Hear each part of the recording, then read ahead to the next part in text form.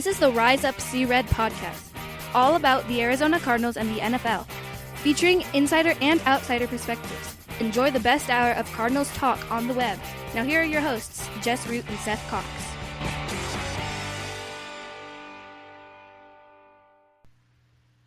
Hello, Arizona Cardinals fans, and welcome to the latest edition of the Rise Up See Red podcast. I'm your host, Jess Root from CardsWire.com, the USA Today NFL Wire site, all about the Arizona Cardinals, and my co-host is Seth Cox from RevengeOfTheBirds.com, the SB Nation Arizona Cardinals site, and we are recording episode 287 on a Tuesday night.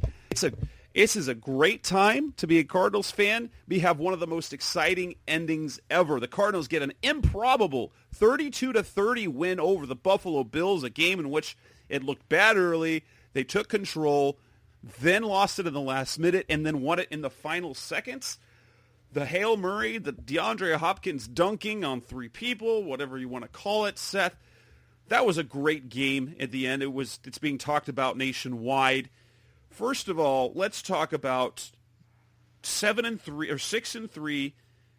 How satisfied should Cardinals fans be with this win? I think anytime you're winning a game, whether it's, a blowout or the last minute, you're satisfied. I think something like this is a little sweeter for Cardinals fans because let's just be honest, this isn't a typical Cardinals result. They're usually on the opposite end of a Hail Mary or, something big happening. And so for this to be a result for the Cardinals is, a little bit different. It's nice to be on, the right side, I guess you would call it, of this outcome. Something we're just not used to as Cardinals fans. And speaking of not being used to, one of the best offenses in the NFL now, resides in Arizona. That's, again, something that we don't see a lot as Cardinals fans. And it's, it just feels a lot different at this point. You're seeing a team kind of come together, an organization come together and find ways to win and put themselves in a position to win. And that's just not something that we've seen from this group. And now, they're technically the top team in the NFC West. It's insane. Now, obviously, in the NFL, winning games is difficult. And as frustrating as it was to see the Cardinals lose the lead in the final minute, if we want to kind of take a look at two of their three other losses this season, they had failures. They failed to make plays against Detroit. They failed to make plays when they needed to against the Dolphins the last week. And so you look at that game, and even though there were problems, and we're going to talk about some of those, they lost the lead. They made the play late. So I think it has to feel satisfying, even if there are still some creeping concerns that when you win a game on a Hail Mary, you always question, well, is that how you really want to win the game? You always want to win. And so it's satisfying in that sense because there's a lot of things that were satisfying. So one, they won the game after looking like they had lost the game. So that's satisfying. You got a historic play that will go down in Cardinals history. It'll be something that's replayed year after year. They take over the division lead. Now there's three teams tied at 6-3. So there's a lot of levels of being satisfied.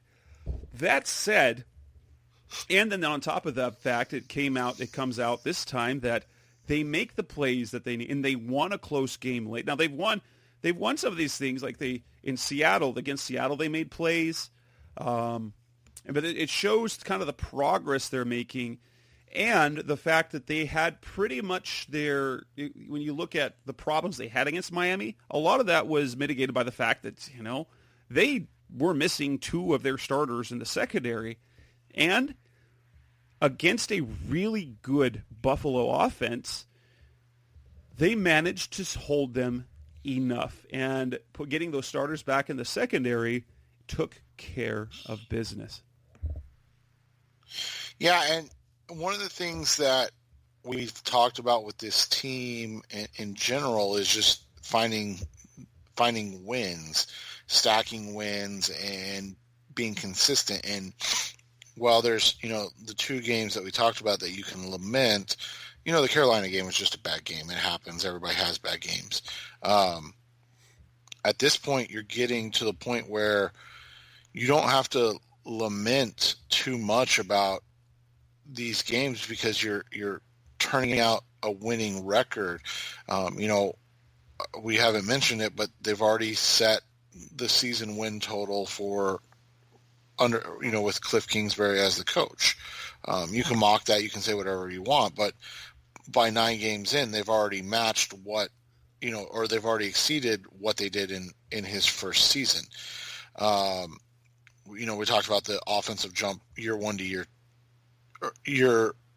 in year one, and now in year two, they went from being historically awful under Steve Wilkes and Mike McCoy and Byron Leftwich to now, within, in under 2 seasons, they are one of the 5 to 7 best offenses in the NFL. And one of the most exciting to watch. They are now becoming a team that, national pundits are saying they are fun to watch.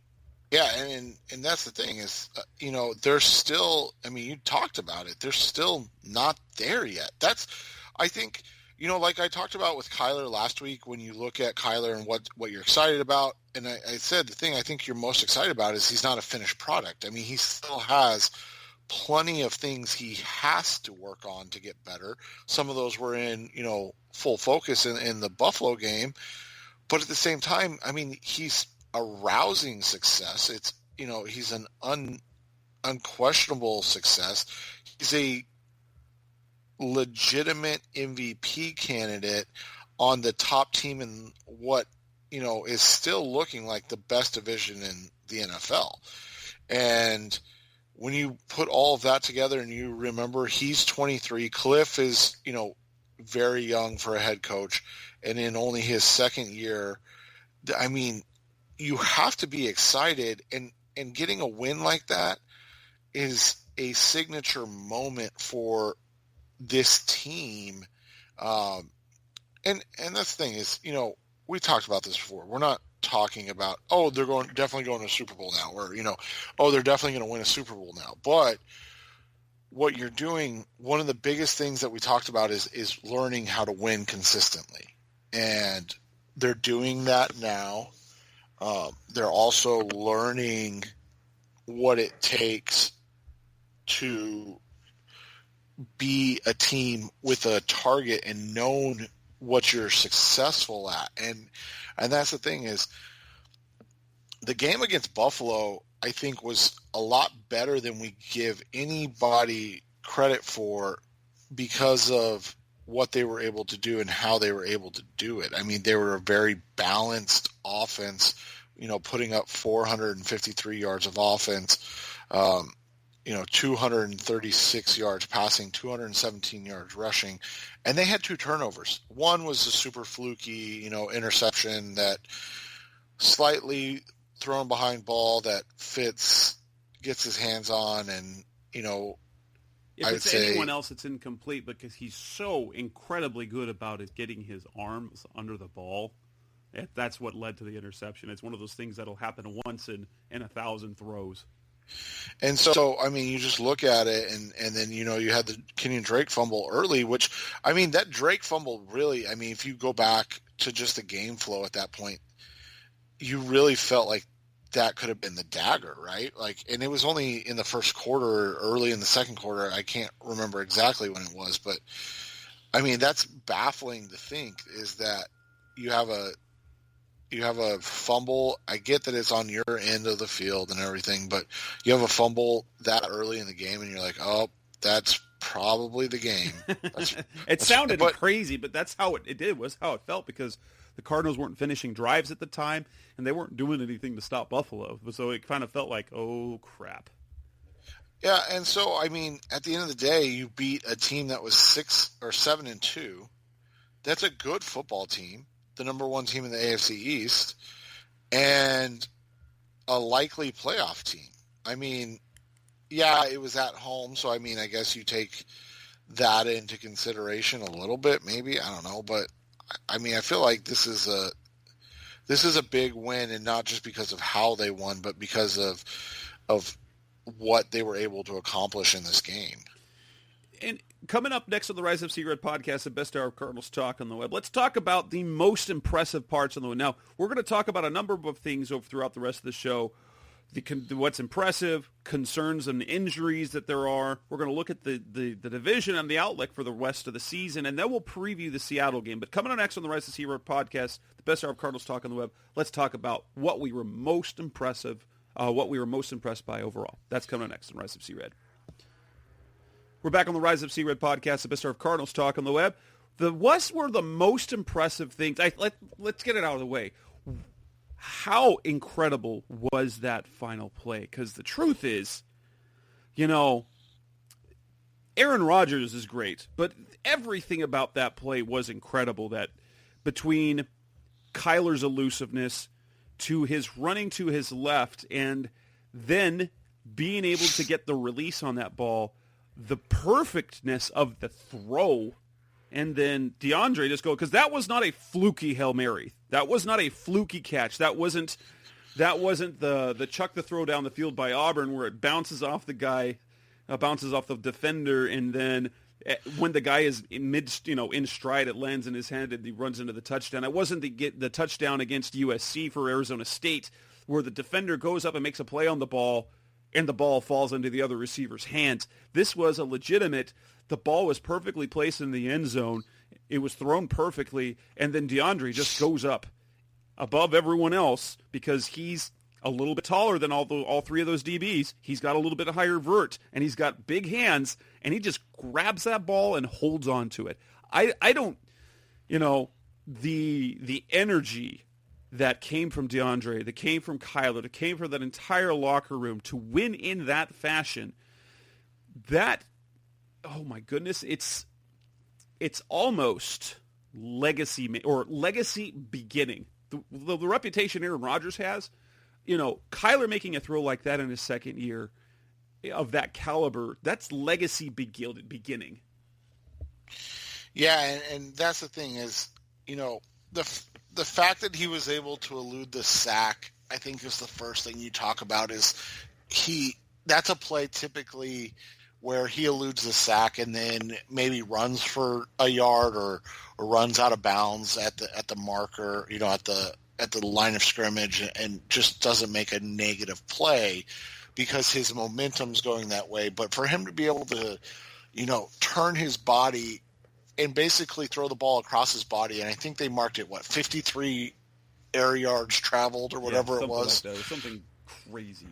And for him to do that all in one motion, and then to put the ball in a position for DeAndre to make a play on it. I mean, that's, like you talked about, like he didn't even get a chance to reset his feet because he was going to get hit.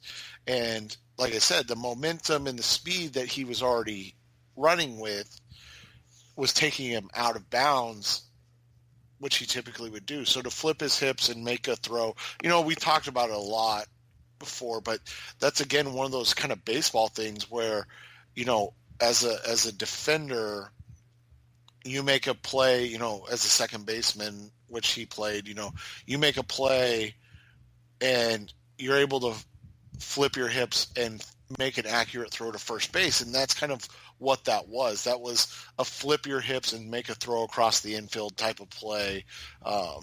And obviously it's not something you want to do consistently, but to have that in your repertoire is, quite the sight to behold. And again, I think for it to happen for the Cardinals instead of against the Cardinals is is just something we're not used to seeing.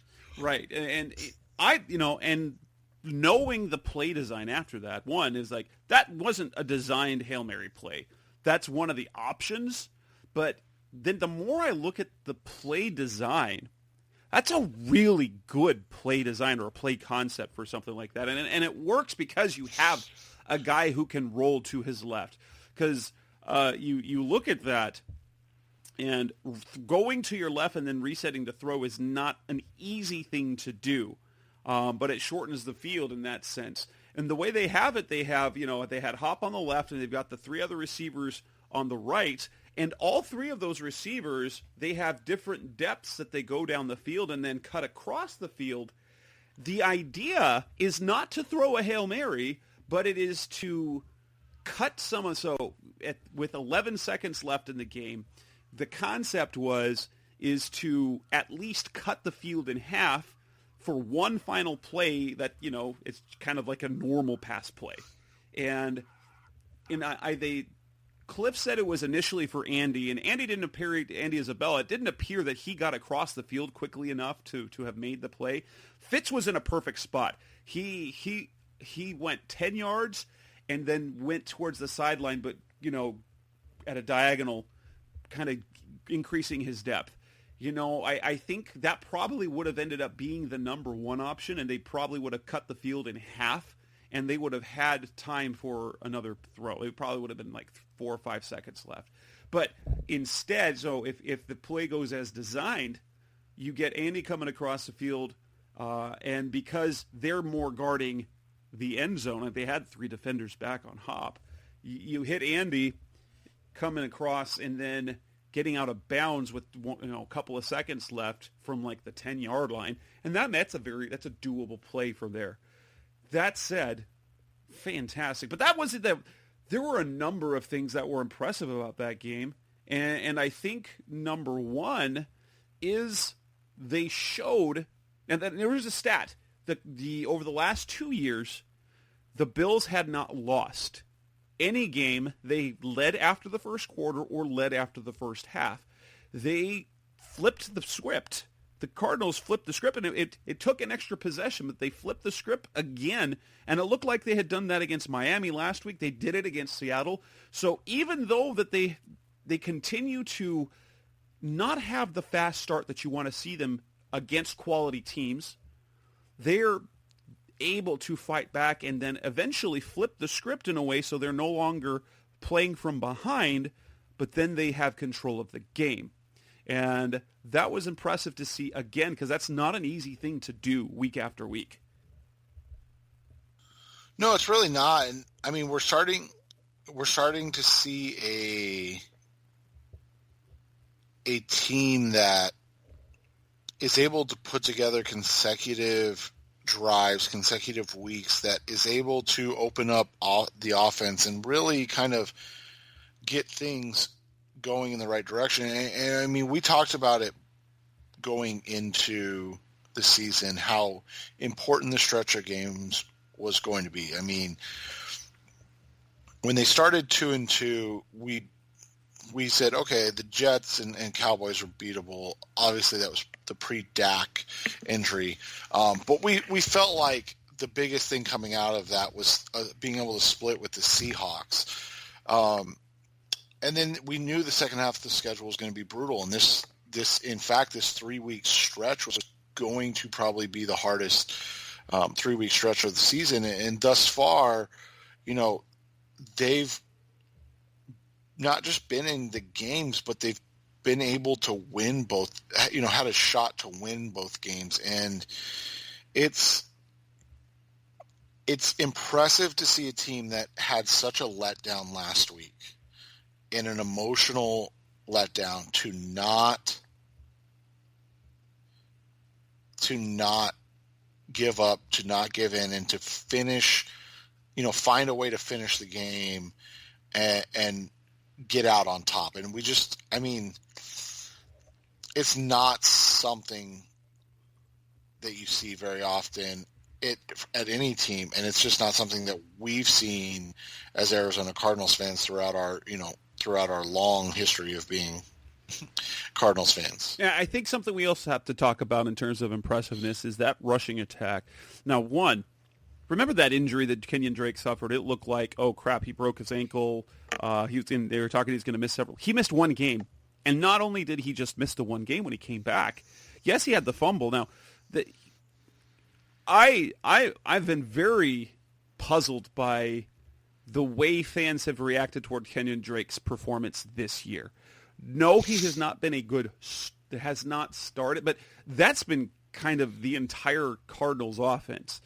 Drake came back, missing only one game, 16 carries, 100 yards. He did have the one miscommunication with Kyler. That was bad. The fumble was obviously bad. But it's interesting the level of trust that Cliff Kingsbury has in him, because take the year ago, and it's David Johnson, and he fumbles against Tampa Bay, and he basically is buried for the rest of the season. Kenyon Drake, that's a terrible fumble. Cliff clearly trusts him in his ability, and he was rewarded. Now, granted, Buffalo's run defense has been suspect all year. They've really missed guys that are playing in the middle. That said, 217 rushing yards. They got great running from Chase. You got great running from Drake. And it's just interesting just how much more dynamic the running game is when you have both Drake and Edmonds to pair with Kyler Murray as opposed to just Edmonds. And Drake really is a critical part in this, and I'm starting to understand more and more the constant praise that Cliff gave Drake all last year and talking about his fit, because he is a difference maker in this offense, even if he's not gaining big chunks of yards, or he's running, sideline to sideline like he was for a couple of games earlier this year. The fact that he gets stronger as the game goes on, it plays perfectly into the type of game plan the Cardinals have. Well, and I think we saw after the Miami game just how important Kenyon really is to the rushing game, and maybe not even Kenyon specifically, but this season Kenyon, and how much they need him to be successful consistently, because he is a guy that, as you said, he grinds out the tough yards, and it's something that Chase just really isn't built to do. Chase is more of a dynamic kind of big play runner, and you saw that in the game. I mean, we're talking about three guys running the football. I think they all averaged over 6 yards a carry. It was absurd. I mean, Kyler had 11 for 61, so he was just under 6 yards a carry. But Kenyon had 16 for 100, and Chase had 8 for 56. I mean, that's the thing, is that's what Kenyon adds back to this team, and to have, three guys that are that dynamic is just, it's hard to stop them. And at the end of the day, you have a team in Arizona that is equally adept at running the football as they are throwing the football. And that's not something you hear of very often. Not at all. Anything else that stands out in terms of what impressed you most in that game? I think for me, it continues to be, maybe not stand out, but it's my bewilderment, or I guess I just don't understand why this team is so much better in the second half on defense than they are in the first half. And it's not a little different. I mean, it is almost, I mean, it's striking how bad they are defensively in the first half of games. I mean, the last three games going into halftime, it was, 16 to 9, in the Miami game, they were down 24 to 17.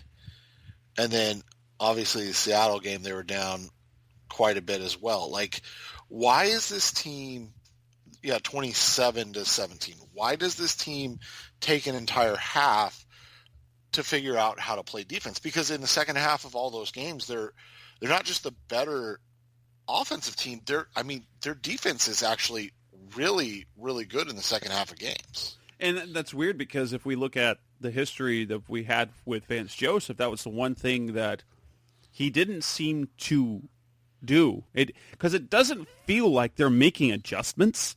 It just feels like they're deciding to play better because, we saw the Todd Bowles teams in 2013, 2014, and he was a master at changing things up at halftime, incredibly good. We didn't see that so much from James Betcher. We didn't see it in 2018 with the bad Cardinals. And last year and through the first part of this year, it didn't feel like that Vance Joseph was doing much to change things. And yet, you look at defensive philosophy, it doesn't feel like they're doing things much different.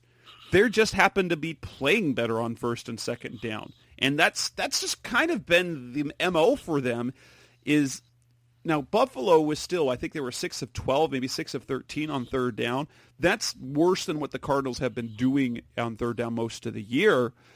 But and if you look at each of the halves, they converted 3 of 6 in the first half and 3 of 7 in the second half. And so it was fairly consistent. But it turns out that, they were missing opportunities in the first half and they didn't in the second. They took advantage of it. So for whatever reason, either it's focus, either it's execution, or maybe it's simply getting accustomed to what the offenses are doing to them. The second half, it's just night and day. It is, and it's almost, it's one of the best things and worst things about this team. But it's been impressive how they've, as a team, they've been able to kind of mount these comebacks in the third quarter of games in 3 straight weeks to kind of give themselves a chance and be in position in the fourth quarter to win games. And again, that's just not something that we've seen a lot. So it's nice to see.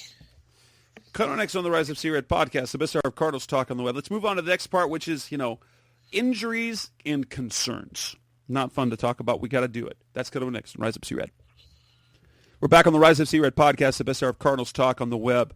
Let's talk about the concerns that we have for the Cardinals and what were the concerns that came out of that game. And then 2, they suffered some more injuries in that game, and one in particular is gonna affect them, I think.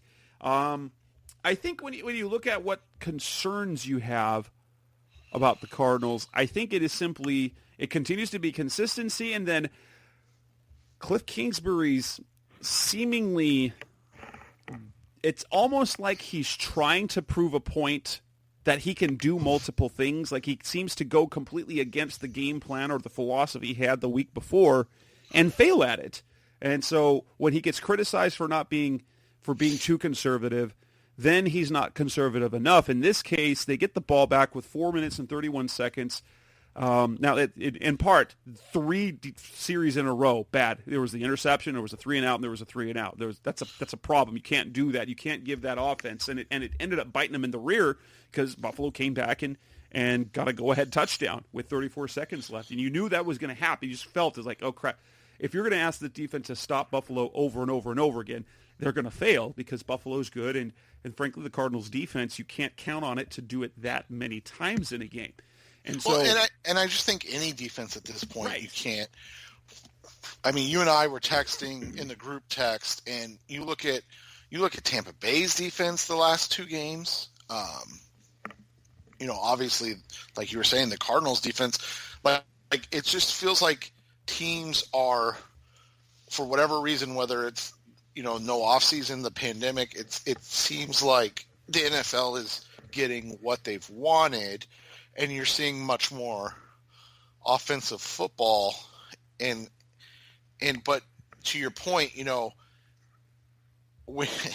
it seems like when you absolutely need to stop at the end of the game, that's when they're struggling the most to get it. Right. So this time it was in the case they get the ball with 4.5 minutes left, and you think, especially with the success they are having running the ball, that they would be able to either knock off timeouts or knock off some clock. So instead, they have 2 incomplete passes and then essentially a sack on a busted play on third down. And they in that possession, that 3 and out, they wiped out 50 seconds, and that was about it. It was puzzling because and we even gave the chance for Cliff both on Sunday and on Monday with questions. Was it what the defense was looking? Was it the philosophy? Was it the looks that Buffalo was giving you? No, it was like that was by design. We wanted to be aggressive, and it just didn't work out. And when this was coming after the week before, when we questioned his conservative, in the previous week before that, where basically Cliff was bit in the butt but saved by Isaiah Simmons for his conservative decisions, and then last week it bit him in the butt and they ended up missing the field goal instead of going for it and having it close or even going down for the touchdown. This time, it seems like the Cardinals are overcoming questionable decisions by Cliff, and it just feels like over and over again that maybe it's because he is, he's noted, he's flexible, he changes things up. It's like it feels like he doesn't have a conviction about certain things when it comes to the fourth quarter. Yeah, and it seems like he's still trying to feel his way in the NFL and where his schematics fit. And at the end of the day, to me, it's an easy call. You take what's being successful that day, and again, obviously the youth football I coach is an extremely different level than trying to coach in the NFL, but I can tell you from a schematic standpoint, we, love to run the football. Well, this last game, they basically dared us to throw the football, and, we had about 250 yards passing, which in a 12U football game is absurd, and about 60 yards rushing, because they were just like, you're not going to beat us running the football.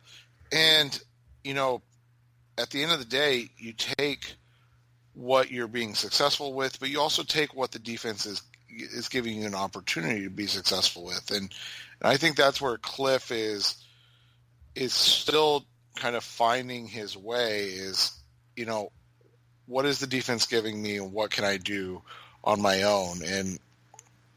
And right now it's just not a consistent thing, unfortunately. And he's having a bit of a struggle with it, but it's not, it cost him the Miami game, but, he's also now won 6 games, increased his career high in wins as an NFL head coach. That's kind of all what you're looking for in all of this is continued improvement, and he's doing that at a rate that's definitely exceeding what we expected and where we expected them to be. I don't think either of us in our wildest dreams expected them to be in first place in week 9 or going into week 10. No, definitely not.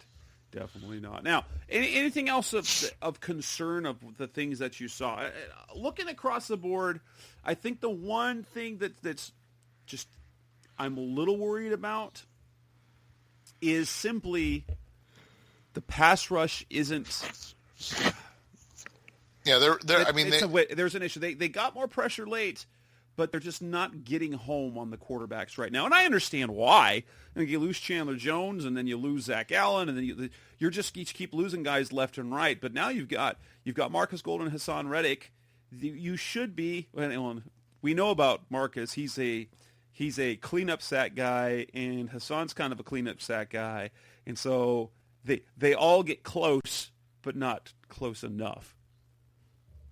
Yeah, and you're kind of seeing the risk you run in not having a balanced team, and obviously you're never saying having depth behind Chandler Jones. Well, you don't have depth behind Chandler Jones. You don't have depth behind Tom Brady. That's just the reality. Like those guys are so good at what they do.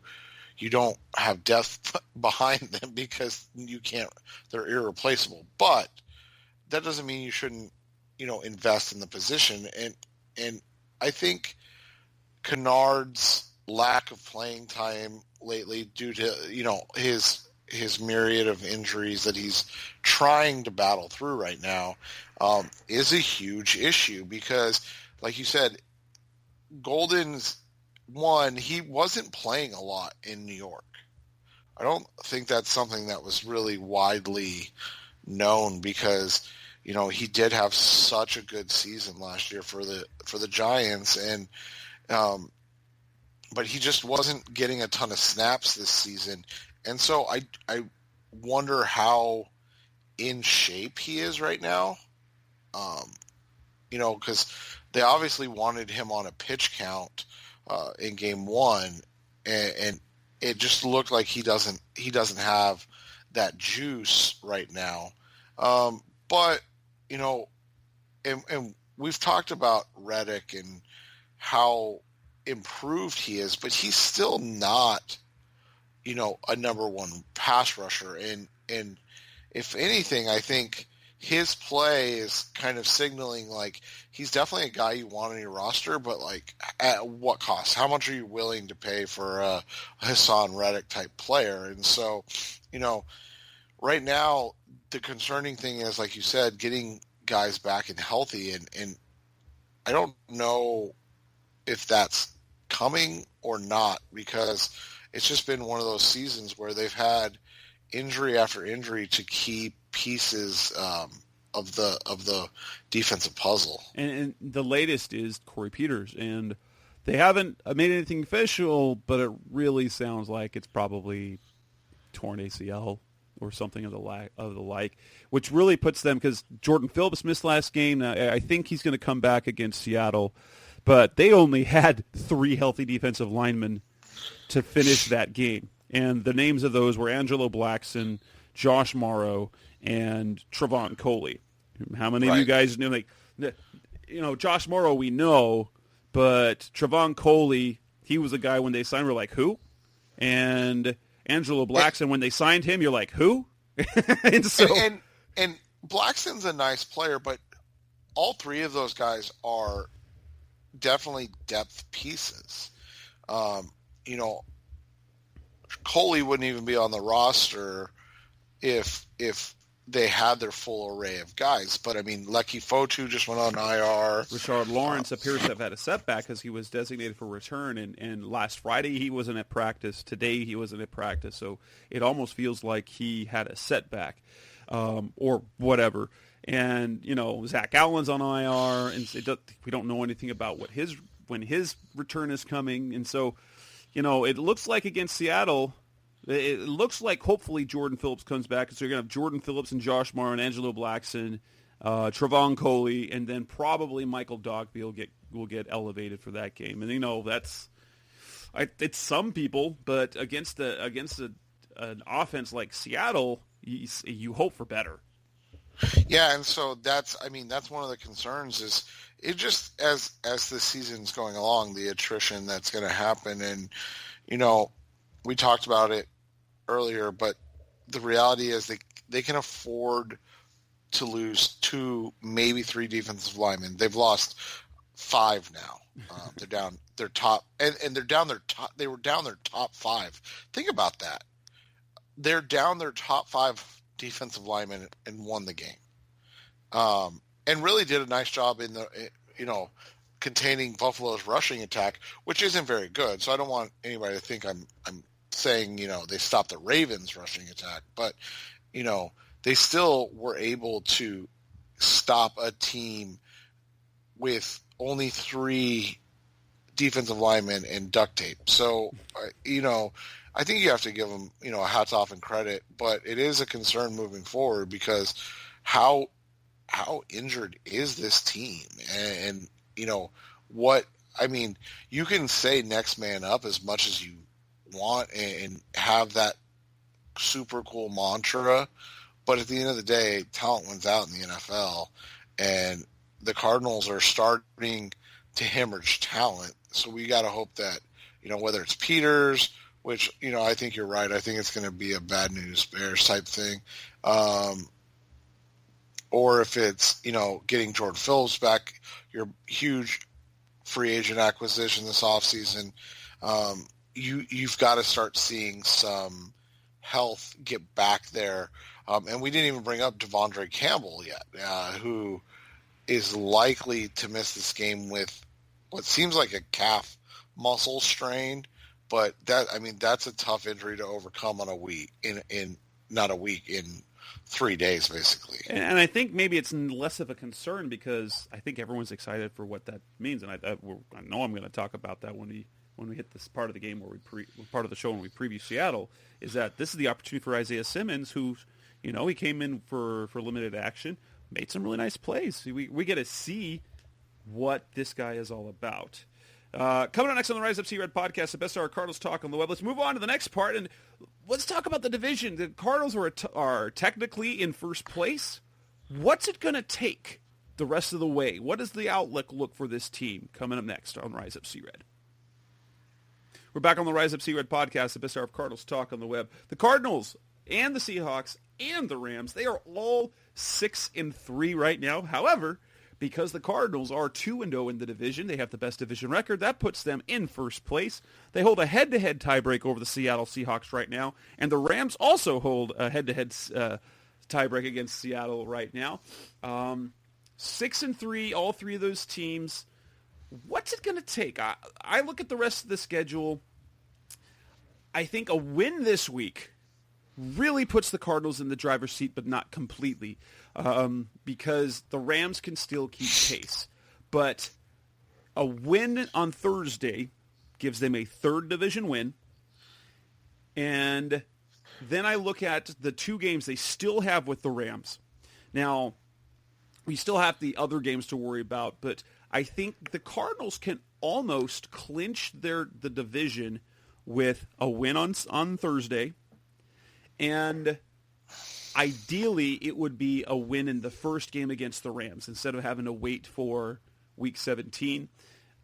You have to pick up one of those wins against the Rams because you don't want them to have a 2-0 and hold that outright tiebreak of head-to-head if they're going to end up with the same record. And that's the benefit. If they beat Seattle this week, it doesn't matter if they end up with the same record. It means Seattle must win one more game for the season to be able to pass the Cardinals in the division because the Cardinals will have swept them.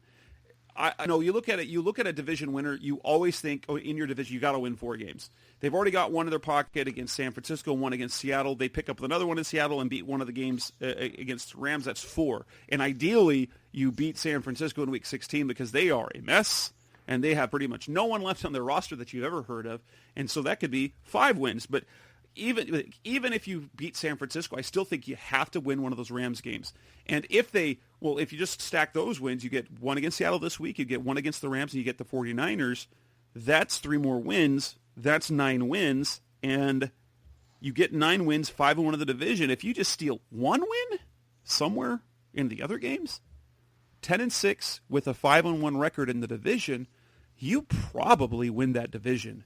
You might have to win another game, but you at least put yourself in the best position by having won 4 or 5 of your division games. Yeah, and to your point, you talk about the importance of winning these games. When you look at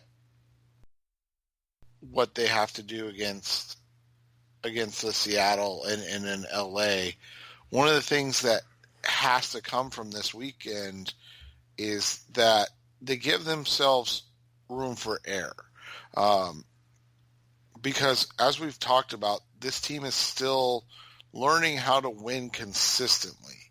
And so when you have, a game in hand, as they do on Seattle right now, if they win on Thursday night, they basically, they do take a 2-game lead on the Seahawks in the division, which is really tough to overcome, for any team, but especially a team that's struggled so much defensively this season in the Seahawks. So I think the importance becomes more than just, continuing to win and things of that nature, but also because it gives you margin of error. And all of a sudden, if you're not feeling that extreme pressure of every game is a must win, and I mean, let's face it still is, but when you're not feeling that pressure that every game is a must win, I think you tend to play at a higher level, and you'll see that this coming week if the Cardinals are able to pick up a win, because they'll have, like we said, 2 games on Seattle, and now all of a sudden all it really becomes is, can they win a game against the Rams? So this game, is important for the division, but it's also important just to be ready to put yourself in a position for the playoffs. And they've done that through, obviously, more than the first half of the season. Like we said, I think they're technically the 3 seed right now behind New Orleans and Green Bay, but they're 1 game out of first, which is huge. Yes. We've talked about that 2 seed may not be the best seed to get, because you'll probably end up playing an NFC West team for that in that one. But at the end of the day, when you're starting to discuss maneuverability within the playoffs, I think that just tells you that you're definitely on the right track and trending in the right direction, getting ready to continue what has been an important season, and giving you confidence in that you, within your own division, are a real contender. Because as we talked about, I wrote about the last decade, 6 of the Super Bowl participants were NFC West teams, and none of those were the Arizona Cardinals. So, they're the team that's kind of due right now. And so the question is, can they continue to take those steps forward? Obviously, the easiest way to get to a Super Bowl is by winning your division and getting one of those top seeds. Obviously, it's a little different now. You don't have the first round bye if you're the 2 seed, but you're still in a great position. And so, let's hope that this Thursday, is a chance to give themselves that buffer and really put pressure on a team like Seattle, as opposed to a young team in Arizona feeling that same type of pressure. And this team right now, we've gone through this roller coaster, because if you've been listening to the show, when the Cardinals started the season 2-0, we're like, can they be 5-0 heading into Dallas? They go and lose 2 games. Then they win 3 in a row. They win 3 in a row, and they're like, then they were like, hey, could they be 7-2 heading in their game against Seattle? Nope. Then they lose a game to Miami, but it feels again after a win like that against the Bills and a winnable game. It's what appears to be a winnable game against Seattle. You look at those schedules left. You've definitely got winnable games. They get win number 7 against Seattle if they do. New England looks beatable. The Giants are definitely beatable. The Eagles and 49ers are definitely beatable. And then you want to pick up one or 2 wins against the Rams. And you feel like, they're sitting at 6-3 right now, but you're thinking, 12 wins. Like we start bumping those expectations out when we start at 2-0. We're like, oh, they're going to be 5-0, or they're going to be 7-2 going into Seattle. This team has some ebbs and flows of the season. They always seem to bump us down a notch when we get a little too excited. But right now, the way they're playing, you think, they could win 12 games. When it'll probably be 10 or 11. But you look at the rest of the season and wow, this is turning into something really nice. Well, and I think I had them at 8-8 or 9-7, and honestly, at this point, I think, and I know Jess will slightly disagree with me, but I think the only acceptable outcome, barring a major injury to, one of the kind of key guys, is nine wins. I think obviously you want to be better than 3-4 down the stretch, but I think if you get to 3-4 or you get to 9 wins, that's just such a massive growth from last year when you were 5-10-1. You're now all of a sudden you're +4 in the win column in Cliff's second year. You end up being really close to or you actually are. No, you're just slightly below a 500 coach, at what, 14-17-1, and you set yourself up for, kind of to be the team that's in vogue going out next year. Now, obviously, you would love to see them, like Jess said, 11, 12 wins in that range, but they've created the opportunity to set their expectations higher. And I think Jess is right when you look at it and say, this is a team that when they play their best, they're a team that can win 12 games. The question always becomes, is this a team that's going to play their best every single week? And I mean, I don't want to say no, but I do think we are seeing that this is still a very young team led by a young quarterback and coach who still has growing pains to get through. And you look at Kansas City, and everybody kind of uses that as the model. But the difference being, and as much as you and I love Cliff and think he's, on his way to being a very good coach head coach in the NFL, he's not Andy Reid. I mean, Andy Reid was a Hall of Famer, and now he's basically guaranteed a spot in the Hall of Fame with his Super Bowl win.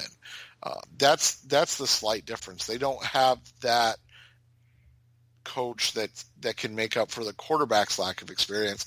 And let's not forget that even though it was his first year starting, they did not, the Kansas City Chiefs did not go to the Super Bowl in Patrick Mahomes' kind of year one starting. And so they're still ahead of schedule in my book. But again, as every game kind of occurs, we reset our expectations. Let's hope that, getting to 7-3 resets the expectations, and maybe a Rams loss too, and you're kind of alone in first place in the division with 10 days to get rested up. I mean, that is probably the best case scenario. Coming up next on the Rise Up See Red podcast, the best hour of Cardinals talk on the web. Let's talk about the Seattle game that will take place Thursday night. Cardinals have a huge opportunity. They're banged up. Seattle's banged up. Seattle's struggling. The Cardinals are playing well. It's going to be quite the game. That's coming up next on Rise Up See Red. We're back on the Rise Up See Red podcast, the best hour of Cardinals talk on the web. And let's talk about this game against the Seahawks, because what in the world has happened to this Seattle team after starting off, 5-0? They've lost 3 of their last 4 games. Their defense continues to be a problem, but even more so, Russell Wilson has started turning over the ball. This is very unlike in fairness, he's been carrying that team all year, and he shouldn't have to do everything that he's done but because the defense has been bad, they've had injuries at running back. Like when you've got Travis Homer or what is it, DJ Dallas is the guy that you have to rely on for the running game. He's your 4th string running back. What can you expect? But can we expect the Cardinals to have the same success against Seattle as they did just a couple of weeks ago? And instead of talking about the first half, can they keep up the success that they had in the second half of that game? I think that's a fair question, and kind of going to show us where this team is in terms of their maturation. Obviously, their win over the Dolphins was a huge step forward, the Bills was a huge step forward, but at the same time, they shouldn't have been in the position. I don't think that's something that you're going to want to try to do more than once every 5 or 6 years, another Hail Murray. And so when you look at it, the way Seattle is playing is always worrisome to me because I just always assume they're going to get right, because under Pete Carroll with Russell Wilson, they've always gotten right. I mean, eventually they get on their path and they start just winning games again. They did it early this season, starting off 5-0 and then moving to 6-1. But at the same time, this isn't the same Seahawks.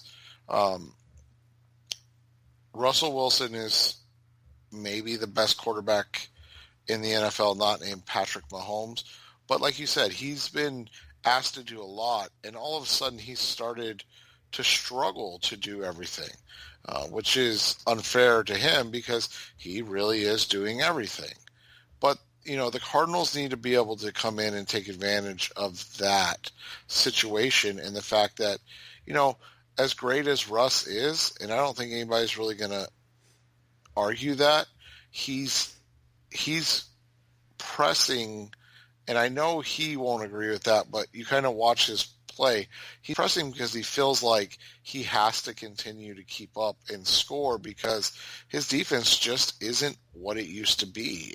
And for Seahawks fans that I know, that's been their biggest complaint is that, what happened to this Legion of Boom? What happened to the best 3-year run defensively in maybe the last 20 years since the Baltimore Ravens, or going back even further to the Chicago Bears. I mean, this defense is kind of a wet paper bag at this point, and it just feels like it's Russ or bust. And if they are not getting not just great, but legendary type performances from Russell Wilson, then they're not going to win games. Right. And you look at especially this matchup, you've got Tyler Lockett, who's got a banged up knee, hasn't practiced yet this week. On a short week, he might be out. He's the one who killed him in the last game. 15 catches, 200 yards. That's absurd. He might be out. Their top two corners in Shaq Griffin and Quentin Dunbar both have not practiced this week. Now, I know that Dunbar's knee is a thing they take care of, and he usually plays. But Shaq Griffin's got when you're missing to your two top corners. Jamal Adams is basically playing on one good shoulder right now. That looks like they might get Chris Carson back, but they're down players on their offensive line. They have 4 offensive linemen who didn't practice. Now they're not all starters, but Ethan Posich is out. He's an important piece of that line. KJ Wright's a little bit limited, and yet the Cardinals, they have injuries too. But as long as what we've seen with the Cardinals is as long as their secondary is healthy, they are all right. They still have their top receiving targets, and they'll have Kenyon Drake and Chase Edmonds. And so they'll have basically a full offensive arsenal to go against that was, even when healthy, a bad defense. Now it's not going to be healthy. This is one of those games where I want them, like the way they attacked with the way they played in Seattle a year ago, where they jumped out ahead and then held on. I don't think they're going to have to hold on because they have to have a much better offense this year. But if they can get in, they can get ahead in this game instead of having to climb their way back. You can put this Seahawks team away just like they've been put away the last 2 weeks by the Bills and by the Rams. Yeah, and you kind of watch this week and you see how different this team is from the team that, I mean, let's be honest, when it was 27-17 at half, you and I did not expect the Cardinals to not just mount a comeback, but win a game against the Seattle Seahawks. And so I think you're going to see that continuation. I think you have a chance with the Seahawks, plethora of injuries, just like the Cardinals, but there seem to be at more key positions at this point. Like you said, we'll see, make sure that Jordan Phillips is back and that defensive backfield is completely intact as it's supposed to be, and I think you can feel a little bit more confident about your chances going in this game than maybe we expected to feel, especially, given the fact that Seattle isn't, holding teams down. And Kyler and company have shown that their offense is able to move the ball really against anybody, but against bad teams, they'll put up a bunch of yards, and bad defensive teams, I should say. Seattle's still a very good football team, but and then I think the other thing you hit on was Tyler Lockett. I know they love Chris Carson. I know that they love to run the football, but at the end of the day, if Lockett's not there, that's a huge missing piece. Metcalf is very good, don't get me wrong, but he's Pat the type care of him. Pat can take him out of the game. Well, and he's the type of receiver that Pat's actually still really good at defending. It's guys like Lockett, Stephon Diggs, those guys that are nuanced route runners that win with quickness, that have always given Patrick trouble. But you can see the deterioration of his athleticism from being a once in a lifetime athlete to now just a great athlete, which isn't saying a whole lot, but in football that means you've gone from being, an all-pro corner to a guy that, I don't want to say just a guy because he's not just a guy, but a guy that may not put up as much fight as he once did as a corner. So, Lockett being out, we'll keep an eye on their offensive line. We both assume Dwayne Brown will play, but Pochik is going to be an interesting one as the kind of anchor of that offensive line. And then defensively, this could be a field day for the Cardinals in terms of throwing the football, especially if their top two corners are still hurting. How do you see the game playing out? I've been super optimistic, and I think Seattle's going to give a good go of it, but I still think, don't you think this is still going to come down to a final possession pretty much? Maybe I think the Cardinals will be in control of this one, but I still think that Russ is probably going to be in the game. And even in the game last week, they made it a one-possession game. I see this game coming down to the final possession or two. I think the Cardinals come away with a 31-25 win in this game. And until I see kind of the health report for both teams, it's tough to nail this down. As the health report stands right now, I think we're going to get a kind of another shootout. I'll go with a close loss for the Cardinals and say 35-34. Oof, rough. But that takes us. So those of you listening to the show probably will catch it either the day before or the day of the show of the game. If not, you'll be able to add us early on. We'll be back in a week. We'll be able to talk about the Cardinals and their hopeful win, or where they stand in the division as they prepare for the New England Patriots. But that'll wrap up episode 287 of the Rise Up C-Red podcast. That's Seth Cox. I'm Jess Root. We'll be back in next week. Thanks for listening as always. Thanks for listening to the latest edition of the Rise Up C-Red podcast. Listen to previous episodes and subscribe to the show on Apple Podcasts, Stitcher Radio, Audioboom, or many other podcast platforms so shows are delivered directly to your mobile device. Please give the show a 5-star rating and always support the sponsors who support the show. We'll be back soon for the best hour of Cardinals talk on the web. Rise up, Red Sea, be Red Sea Red, and of course, Rise Up, Sea Red.